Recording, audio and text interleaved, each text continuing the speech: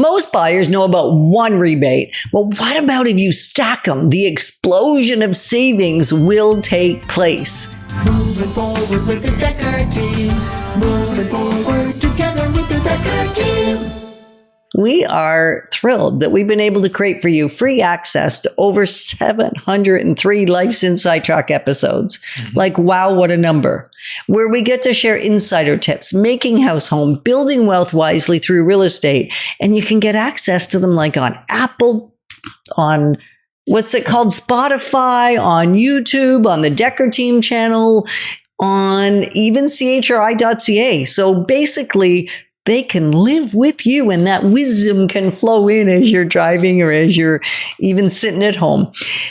Ken, stacking. I love the concept of stacking and leverage because they're the stacking is leverage. And there's an explosion that happens. So the great news with these programs, like, often when you go to the store and you go to buy something and they give you a special, you can have 10% off, or you can access this other discount coupon, but you can't put them together. That's the way most savings happen. You can't really. But here we get to stack them for multiplication of savings. So the interesting part we talked about in the first segment was the home savings program and the home buyers program. Now, if there's two people, that can be $80,000 and another $120,000. That's $200,000 of tax advantaged money. It's not $200,000 of money that the government's going to give you. You have to save that money. Okay, over time, you have to save that money, but it's tax advantaged, which is so important. Now, the other thing is there are some other, smaller rebates, first-time home buyer credit. You can get a tax credit on your income tax of up to $1,500.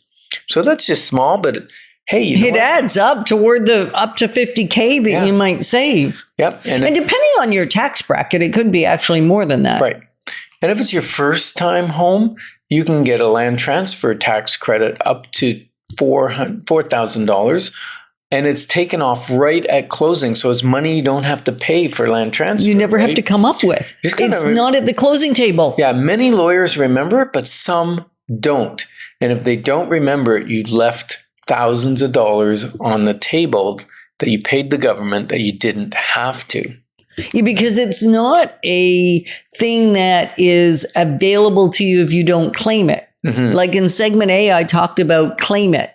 It's not name it, claim it, and name it and claim it. This is like you must claim it with the government, put application in to take advantage of it, but they won't say no to you if you claim it. So it's yours for the claiming. Yeah. Is that not crazy? It is.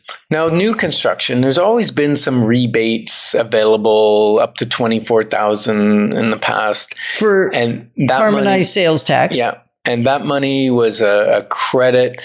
Usually, if you purchased a new home, the builder probably already built in that rebate. You assign it to the builder, and the price of the house that you're paying already includes HST on it, right?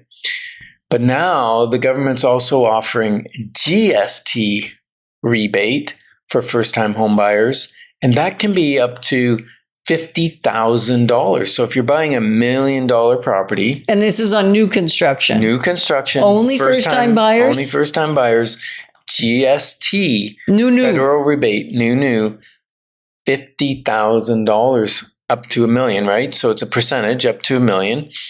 5% of whatever your purchase price is. And then as you go further up to 1.5, it starts reducing. So if you go to say 1,250,000, your credit will go down to 25,000. And when you hit 1.5 million and above, there's zero And No, most not first-time too many people buyers are- aren't falling in that bracket. Absolutely. And even of the general market, it's the single-digit percentage of homes that are in that Yep. price bracket, even in the Ottawa market. Yeah. So this is just making sure that you understand there are parameters to work with, and we can help clarify those on a clarity call. Just go to dekkerteam.com website, DEKKER team.com. You can schedule a clarity call. For the nuances of this, I would say you mostly want to book with Ken. I'll help you. And Ken knows this stuff because he lives it and breathes it like nobody's business. Yeah. Now, if you already own a home, you might be saying, Ken, talk to me, because all these things are first-time home buyers. These things are for me buying my first home. But you already own a home. Look up the Better Homes program if you're in the city of Ottawa. This is for the city of Ottawa. Better Homes program. It can be up to 10% of your appraised value. So your assessed value for taxes, up to 10% or up to $125,000. Now that money gets 20-year loan at 4.5%. It's a decent interest rate, locked in for 20 years. That's for things like improving your home, solar panels, new energy efficient windows, heat pumps, that kind of stuff, right? And only applicable when you're making a move, or applicable once you live in the home? No, you can be living in the home, apply for this program. They do an audit. You get the loan, you do the renovations and all that sort of stuff, and then it can spread out. Now, if you're in a lower income bracket, based on the number of residents in your home, the number of dependents and things, the amount goes up. But if you're below that, you will actually qualify for 0% interest. And there is a 4% one-time administration fee. That gets waived if you're below the income threshold as well. So pretty cool stuff. It really is. And then each municipality, like whether you're in Prescott County or whether you're in Ottawa, different areas will have different programs available, especially for low income, where there's interest-free loans, there's grants, there's all kind, and everyone is changing all the time.